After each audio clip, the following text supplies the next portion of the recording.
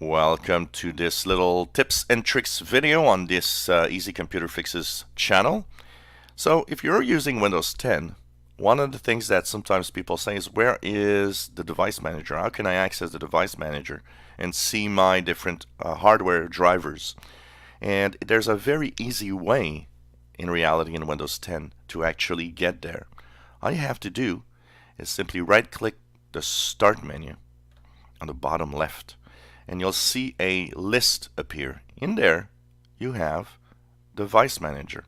It's as easy as that, and this will bring you to the Device Manager within Windows 10, which is pretty much unchanged from Windows 7 and 8, so you won't be lost. There won't be anything different here.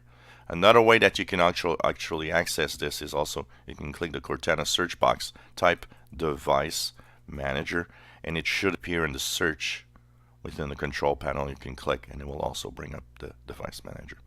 So it's as easy as that. The easiest way to do it, right click the Start menu and go into Device Manager and you'll have it there.